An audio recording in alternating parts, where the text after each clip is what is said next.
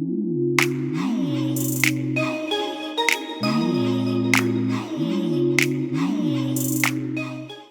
friends, and welcome to another episode of Ask Nurse Alice, the show where we talk about all things health, wellness, love, and lifestyle. And I give you all the tea and with no copay. And so you don't miss your next cup of tea and you don't have to pay a copay. Make sure to like, follow, subscribe, Ask Nurse Alice, the podcast show on your favorite podcast platform. And as well, you can watch the video of the show on youtube.com/Ask Nurse Alice. And while you're there, like, subscribe, share a couple things because there's tons of great health and wellness and engaging and fun stuff to watch. So you don't want to keep that all to yourself. Share with your buddies, your friends, and those that you love. And speaking of those that we love, recently, guys, it's going to get a little tough to talk about, but there was the unfortunate passing of Chadwick Boseman, someone we all adored, admired for his talent, his philanthropy. We've seen him on the big screen, and although we may not have personally known him, we feel like we know him because we welcomed in to our homes through watching him on screen as he was James Brown, Thurgood Marshall, King T'Challa, brought us Black Panther, and he literally was our Black superhero, taken way too soon from something that with early detection, screening, and intervention and those things hopefully can be preventative, and that's colon cancer. So it's a somber moment to have to talk about these things, but we really want to honor Chadwick Boseman and empower ourselves to learn more so we can do more to protect our health and wellness, to prevent any unnecessary or decrease the loss of our future Black kings and queens. So to join me in this conversation, I had to come get the experts, guys. I mean, I'm Nurse Alice. I can talk a lot about health and wellness stuff, but listen here. I had to go and get the top experts here in our nation. So Dr. Lynn O'Connor, world-renowned colorectal surgery specialist. She is the chief of staff at 2 hospitals, at Mercy Medical Center as well as St. Joseph Hospital, both of those in New York. She has 2 offices as well. She is very accomplished. Her mission is to provide her patients, especially Black women, with the foremost treatment, technology, and information related to preventative public health issues and colon and rectal health. Welcome to the show, Dr. Lynn O'Connor. Hi, Dr. Lynn, how are you? Hi, how are you? Thank Good, you. good. I'm so glad that you could join us because, for one, I love the Black girl magic. I just have to say it. I'm just go ahead and say it. Listen, educated, beautiful, in a position where she is truly the authority and expert figure on something that's very important and significantly impacts people, especially our community. So she's really going to drop some knowledge and some gems and talk to us in a way that we need to be talked to. So it's not always about what you want to hear, but what you need to hear. For you are the expert in this, and it's not always easy to talk about our colon and rectal health because those are things that's just kind of taboo. You don't talk about them, it's always kind of the exit only. You don't talk about it. This is kind of taboo-ish, if you will, Yeah. because for a variety of reasons, some people aren't able to go to their doctor or have access to health care, or they don't have quality health care, or they're underinsured. So let alone be seen for a regular listen to my heart and lungs type of thing, getting to a specialist like yourself is not always an easy task. So we welcome all of the knowledge and expertise, you guys. Like I said, no copay, because listen, she's a specialist. So and she's a chief. Listen, but Dr. Lynn, if you could just share with us, because some people they've heard the term colon cancer. It's short for colorectal cancer. Can you just kind of give us a basic definition of what that really is and what that entails? Yeah, there's colorectal cancer actually embodies the colon and the rectum. So, part of the large intestine is the colon, the rectum, and the anus is the end part. So we use colorectal cancer to mostly refer to colon cancer, but it does include rectal cancer as well. It's just the lower part of the colon. So when you're thinking about, for lack of a better term, colon cancer, colorectal cancer, that's the third most common cancer diagnosed in the United States of America.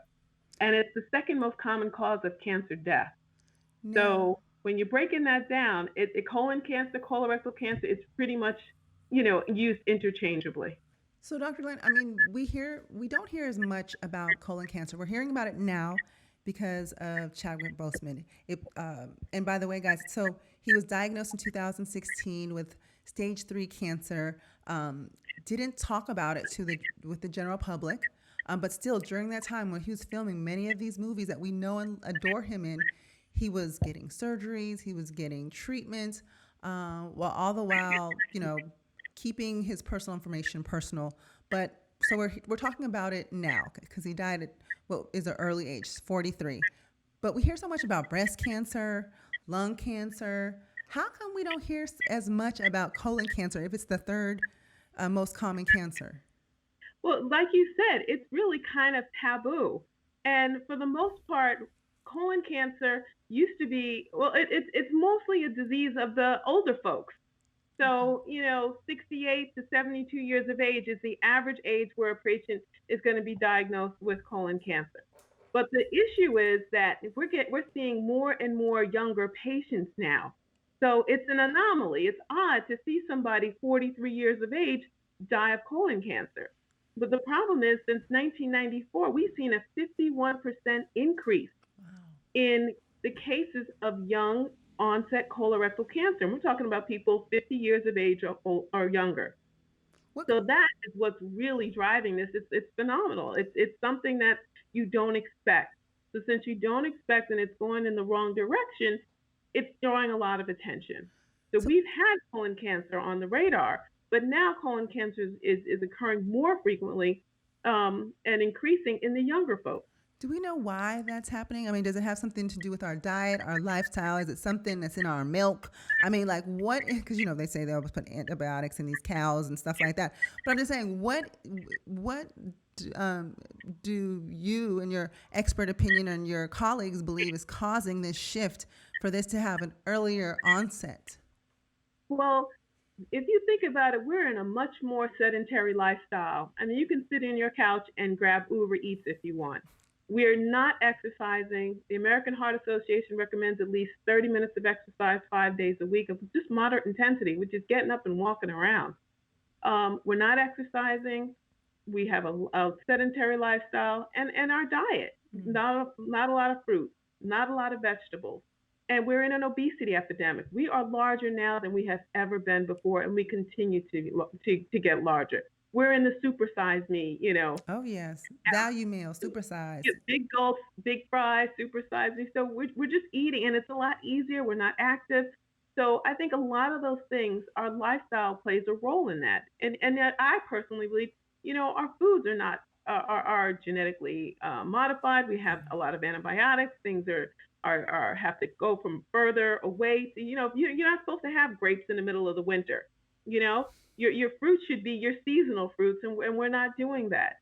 And the other problem is really access to care, the Mm. disparities in healthcare and access to care. So, and that's something that affects African American group a little bit more so than everyone else. And when you talk about young people, you also have to talk about African American people at the same time frame because they're presenting with more advanced stages, less mortality. Our mortality is less, and our survival is less. I mean, our Mm. mortality is higher, and our survival is less.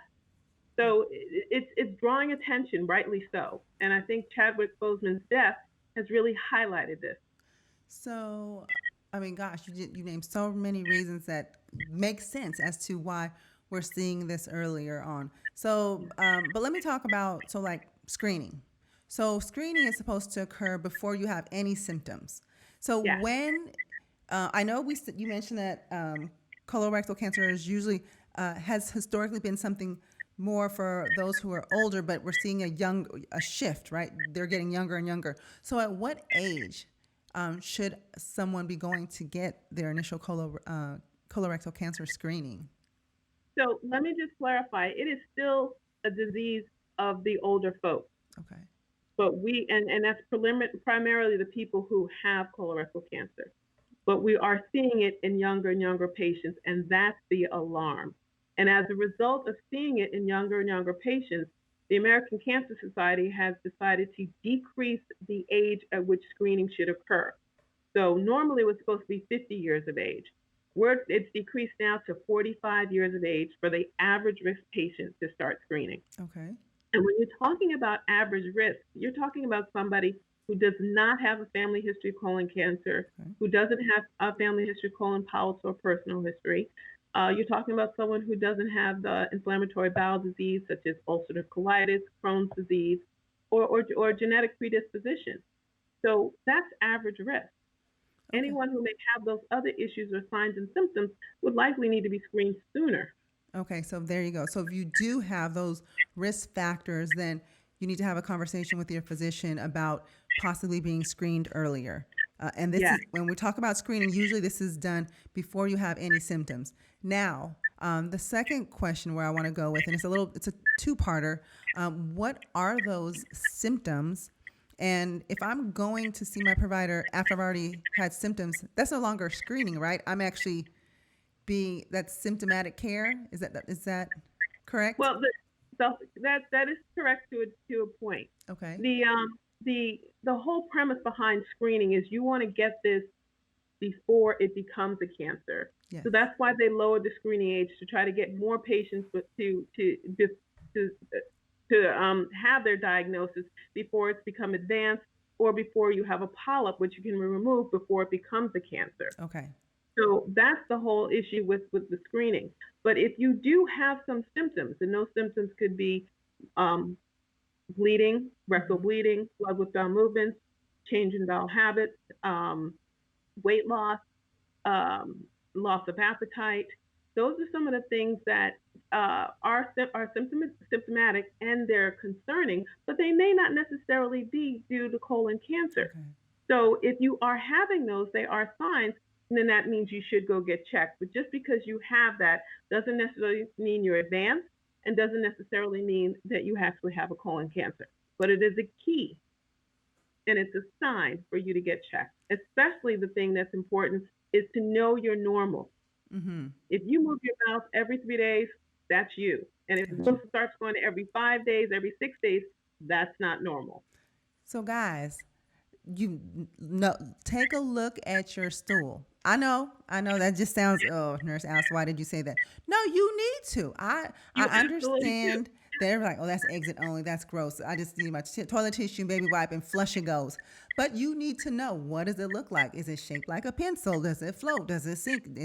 What color is it? Is there a particular odor to it? And now, I'm not saying you have to showcase this to the world. That's not what I'm saying. And you don't have to tell anybody when you're doing it.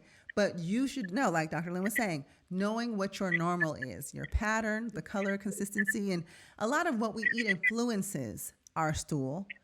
Absolutely. Right? Because you mentioned that looking for blood in our stool or rectal bleeding, but there's some foods that, so you got to, bottom line is you're going to have to talk to your doctor anyways, because you might eat something that changes the color of your stool, but at least you went to your doctor and, had a conversation so you could identify, is this something that I just ate that just did something funny to my stool, or is this something that I need to be more concerned about?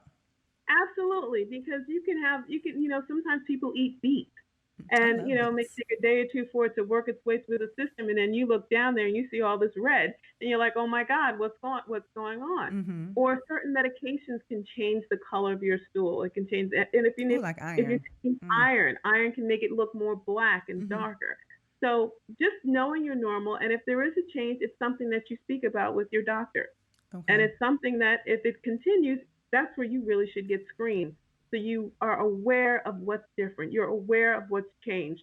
And then you can catch it before it becomes advanced or a problem. Right. And I know we talked about being a supersized nation and everything supersized, from the super gulp to your fries to everything else. And one of the symptoms of this was weight loss, but more specifically unexplained weight loss, because everybody like, woo, yes, hunty, I lost an extra 5 pounds and that's good. But when you start to, and Dr. Lynn, jump in, please, start to lose weight, it's unexplained, it begins to become excessive, had changes in your appetite and belly aches and stuff, that is a sign that there's something else going on. Because I think, not that we knew exactly what Chadwick Boseman was experiencing, but there were a couple photos that a video that he posted on his social media where he was a lot thinner. His face looked a little sunk in, and people were like, "Oh my gosh, is he on drugs?" And then some people were like, "No, he's preparing for a role." And so, I mean, obviously we didn't know, but we saw that he was a lot thinner than what he normally was, and compared to King T'Challa. Yeah, well, that unexplained weight loss is one of the signs and symptoms. But, the other thing is that since he had advanced disease and he presented with advanced disease, then he was treated with chemotherapy. And some of the side effects of chemotherapy are it decreases your appetite. Sometimes patients have a lot of diarrhea, things run through, they have a change in their taste, they have a metallic taste, so they're not really hungry, they don't want to eat. Food doesn't taste the same, feel the same. Sometimes really cold foods can hurt the mouth. So that's why people tend to lose weight during that time frame as well. Not only are they battling a cancer, but they've got chemotherapy in their body and they're trying to fight. So it's important if you are at that stage to make sure that you have as much proper nutrition as you can take in. More protein, and you can use Boost, Ensure shakes. You really want to give your body the tools it needs to fight this. Okay. Now, before we get into treatment options and things like that, I want to ask about screening because, there's this C word, this colonoscopy, which people, we hear a lot of people know about colonoscopies, and what the first thing they say is like, "Oh no, you're not gonna put that tube up there like that," and they're fearful of it. So, for one, if you could explain how helpful a colonoscopy is, because it can do, go in there and look and do treatment and take things out. But I'll let you explain that. But then, if I am really, really shying away from a colonoscopy, there are some other options of how I can screen myself during this time until I get a colonoscopy, right? Can you walk us through what those different tests are? There are many options. The most important thing is to find a screening modality that works. The most effective screening modality is the one that you do. There you go. That's the most important thing. Colonoscopies are the one modality that is both diagnostic and therapeutic. Diagnostic meaning that if you see the polyp, you can diagnose it's one, and therapeutic meaning you can remove it right then and there, thus preventing the polyp from growing and turning into a cancer. There you go. Okay. If patients don't want to do that, there are other tests that are out there. There's Cologuard, where you can hear it on TV, called Get, Go, Gone, where you have in the privacy of your own home, you put the canister into the commode, the toilet. You don't even have to touch it because you stool into the canister, you close it, and you send it off. That's another screening modality, but you have to understand that there are false positives. And if there are false positives with that, they're going to refer you to have a colonoscopy. There's also fecal occult blood testing, where you would take a piece of your stool, a little piece of it, put it on these cards. There are 3 of them, and then you send them away. Their doctor will give them to you. You send them into the lab. Okay. The problem with fecal occult blood testing is, like we just talked about, certain foods can give you a false positive. Certain medications can give you a false positive. And if there is a false positive, you're going to have a colonoscopy. If you do have a polyp, certain polyps may bleed one day, they may not bleed the next. So you're not going to get that piece of stool that actually has the blood in it to be detected. Okay, got it. Now, but there's also something, the virtual colonoscopy, right? Yeah. Virtual colonoscopies you have basically a CAT scan, and you have air that is blown into the anus, just like if you would have air blown in during a colonoscopy, but it's a little bit different because you don't have the hose going through. The thing that people don't realize with a virtual colonoscopy is you still have to clean out as well. And if you have the virtual colonoscopy, sometimes there are little pieces of residual stool that's there, and you can't tell if it's a polyp or if it's a piece of stool. So once again, you have a false positive, and that false positive will lead you to have a colonoscopy. Listen. So there are screenings But like I said, the most important thing is you follow up with your doctor and you figure out which one is best for you because the best screening test is the one that's done. Right. And just for clarity, so like some of these tests would could be done annually. You don't do a colonoscopy annually for No, screening. So it's no. done every 10 years, is that correct? 5 to 10 years? Yes, every five, it depends on what problems you find. For Okay. instance, if you have certain inflammatory bowel diseases, such as ulcerative colitis or Crohn's disease, and you've had it for quite some time, your screening is going to be anywhere from maybe every 1 to 2 years. Okay. If you have a genetic predisposition with a family history, familial adenomous polyposis, your screening is going to start very young, and you may again go 1 to 2 years. If you've had polyps and you've had multiple polyps, then your doctor may do it every 3 years. Got it. I tend to do it every 5 years for my patients, although the guidelines say every 10. I found that 10 clinically and personally in my practice is just a little too long. I'll Too much forget. can happen between those 10 years. So I Yeah. recommend every 5. Yeah, because I would remember, I'm like, did I have it 7, 8 years? It just seemed like so long ago. And sometimes people change providers, they move around, so you don't want to drop the ball on that. Now, let's say someone does the screening and then they're diagnosed with colon cancer. Okay. How many, can you tell us about the different, briefly tell us about the different stages? Because we said Chadwick had advanced stage cancer. Yeah, And Chadwick had advanced stage. He had stage 3, which means that the cancer had gone through the colon wall to at least the regional lymph nodes. Stage 4 is when the colon has gone through the walls of the colon and it's spread to or other organs such as the lungs, such as the liver. Stage 1 is the best one where it's just confined to the wall and that has the 95% 5-year survival. And stage 2 is into the wall but not through. So you want to make sure that you get it as early as possible, which is the whole benefit for screening. So there's different stages, and those different stages have different survival. And the okay. problem is young people, because they're often misdiagnosed, present with advanced disease. Yes, I can imagine. And plus, for one, we're a little embarrassed to come and talk to our stool because we feel talk to our physician about our stool because we're thinking like, oh my gosh, it's not like I have high blood pressure, diabetes. My stool's just a little, you know, a little unright right now, and might be something I ate, so I'm not gonna talk about it. Or I just really might be embarrassed to talk about it. So you guys don't be embarrassed. I'm looking at our engineer in here. I'm gonna ask him. We're gonna talk about colon screening, but don't be afraid to look at your stool, talk about your stool, because this is, you know, our health will manifest through our stools. And let's Exactly. so Chadwick Boseman was 40. He died at 43. He was diagnosed in 2016, so that put him at 39. 9, 39. 39, and he was so 39. He was already stage 3. So if Yeah. we reverse engineer this, he was, he was probably asymptomatic for quite some time, right, with the stage 1 or 2, and then came in. At what age do you think the polyps presented themselves? How long does it take for someone to get to stage 3? It's very difficult to say, but it usually takes anywhere from 5 to 10 years to go from normal regular tissue to a small polyp to a large polyp to a cancer. Okay. So during that time frame, but you will start to have some symptoms, and unfortunately, when those symptoms come, they're more advanced. So we don't really know too much about it because, rightly so, he was very private about his disease, Yes. and he kept it very close to the vest. But we don't know if there's a family history. Right. We don't know if he was having some difficulty. We don't know if he was misdiagnosed.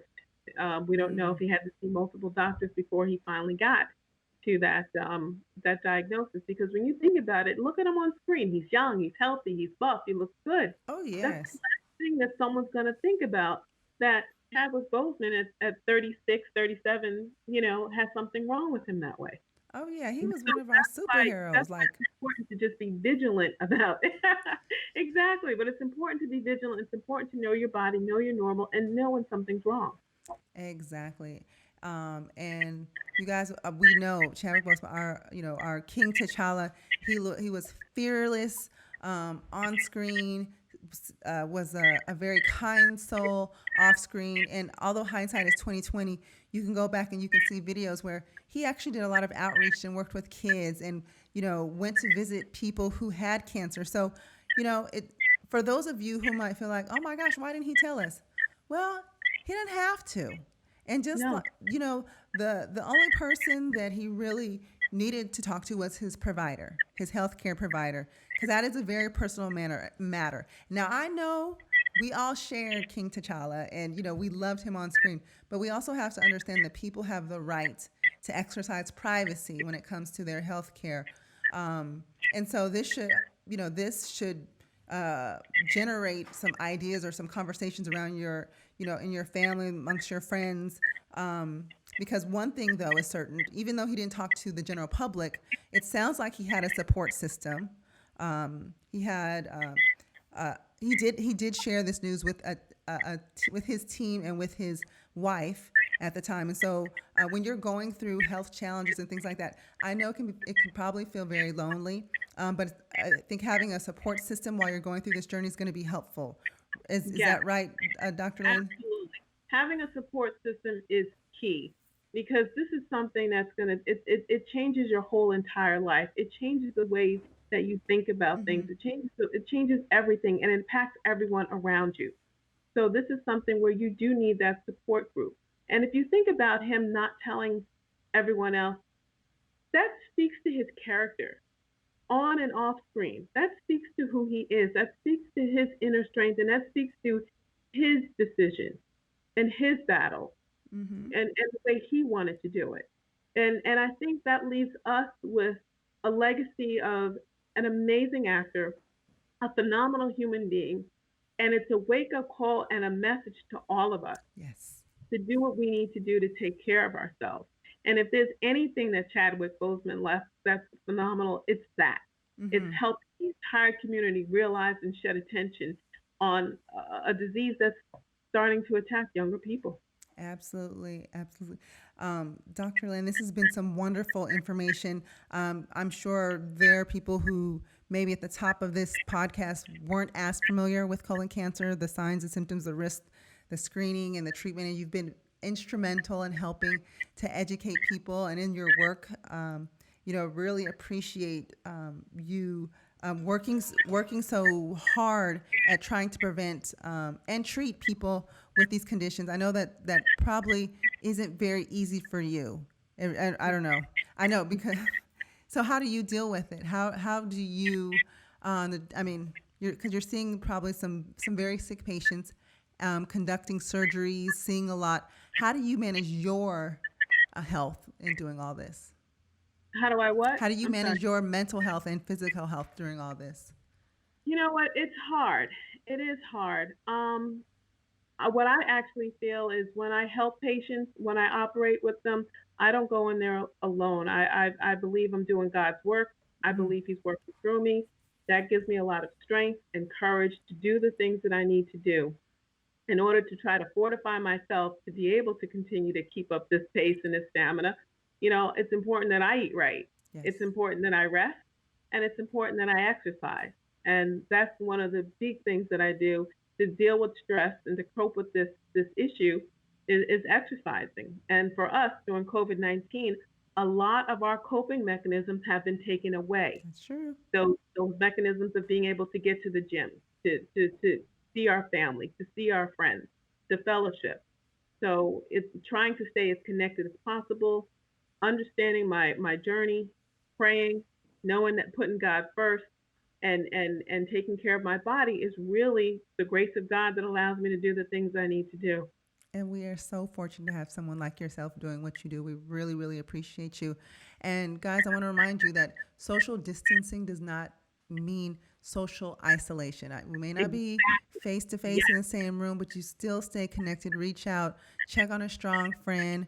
Because if ever there was a time, this is the time that we need to really be able to lean on each other and use community to get us through this because we are all in this together.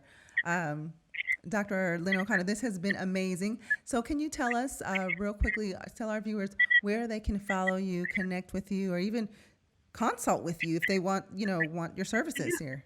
Well, I'm the division chief of colorectal surgery at Mercy Medical Center in Rockville, New York, and Rockville Center, New York, and it's St. Joe's Hospital at Bethpage. You can always find me on LinkedIn, Twitter, YouTube, Facebook, Instagram, Lynn O'Connor MD, LM O'Connor MD, and my office number is 631-350 6277, 631-350-6277. I welcome all consults, calls. You can reach out to me any which way. And my website is colon and rectal surgery of New York, all spelled out, colon and rectal surgery of New York. And there's a lot of information. There's many ways to reach me, and my social media handles are there too as well. Thank you so much for your time, guys. This has been a great episode. You've got to share this information with those that you love, your friends, your coworkers, because this is a conversation that we're not having enough. And while we are talking about it now because of a recent loss, let's not wait to experience another loss before we have another conversation like this. So we're home, right? We need something to talk about. Let's talk about this because we really want everyone to stay healthy, live well, and let's work on getting on the side of prevention. If we can focus on prevention, get seen earlier, intervene earlier, you will hopefully have better outcomes and live a longer, happier, and healthier life. And that's our goal. And just like the goal of this show, guys, we talk about health, wellness, love, and lifestyle and everything under the sun. Bring you all the tea with no copay. It's been a treat having you join us today. Again, please make sure to follow the show on your favorite podcast platform. You can visit youtube.com/Ask Nurse Alice and watch the video interview. Like, share, subscribe. Keep sending your emails, your comments. Let us know what you want to hear and what you want to talk about. And believe me, guys, we will do just that. So in the meantime, wash your hands, wear your masks, be kind to one another. And until next time, live well, my friends. Bye now.